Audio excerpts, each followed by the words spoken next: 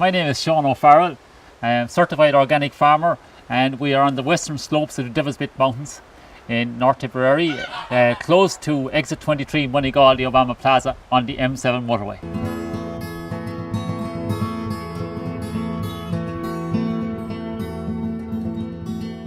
About 15 years ago, I bought out my father's share of the farm and converted to organic farming. In the run-up to that, I had attended university in UCD and in Trinity College, and I did a Master's in Biodiversity and Conservation in Trinity College.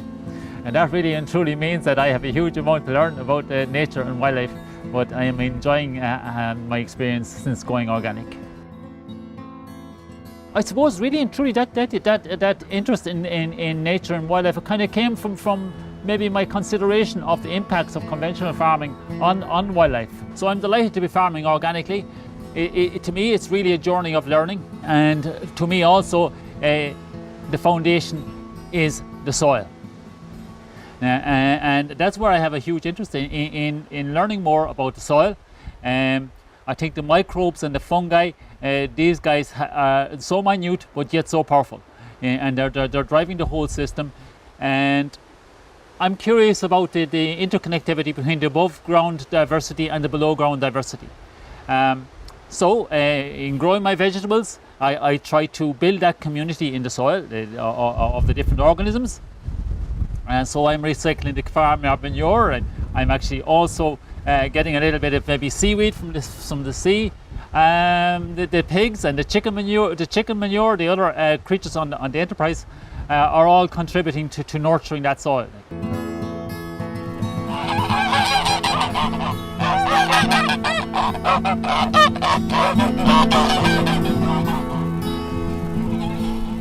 Some people might say, well, why in the name of God are you leaving the thistles there? Because they're so close to the garden and everything. But I suppose for the pollinators that it's so important. But not only for the pollinators. What I see happening here on a regular basis, the sparrows. So when the sparrows had finished with the bounty of the seeds from the thistles, they then moved up, and at the moment they spend quite a bit of time up in the potatoes, up here at the top of the garden. And I suppose they are feeding on the slugs and stuff within the garden, and they are providing a great service for me in that. So we're working together. You can see the goats are my managers of the ring fort, and they graze it down and keep it fairly neat. When school groups come in here, whether it be primary school groups or transition year students, we can very easily relate how those people lived to their curriculum, and compare and contrast with how we our needs and wants of the modern day.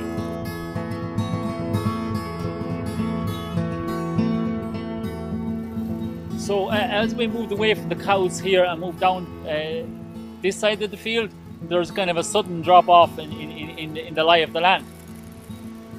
And as I had noticed that there's some natural springs coming from the base of this hill here. And about 6 years ago, I decided I was going to put in some ponds. So I have a couple of ponds put in here, and the purpose of that was for the wildlife value, and also for the educational purposes, mainly with the primary school students. We do a bit of freshwater ecology and that type of thing with those. So really and truly, I have to say that I am delighted to introduce you to Gallagher's Wood, because I suppose I owe a lot of credit to a man by the name of Tom Gallagher for inspiring and making me more interested in nature. And he has a wonderful way of telling a story of how different things are connected. And maybe a little bit of folklore stuff as well in terms of remedies or whatever it might be. So he has a wonderful way of telling a story around nature and enthusing people for nature. So I suppose this is a thank you to Tom. For me, and how I manage the farm and how my different biodiversity projects are put into place, whether it be wildlife ponds or native tree areas, or even keeping more beehives, planting more native woodland. In a way, it's for biodiversity, but it's also, it's also for my own fulfilment and my connection and my satisfaction when I have aged another 30, 40, 50 years from now, like, you know what I mean?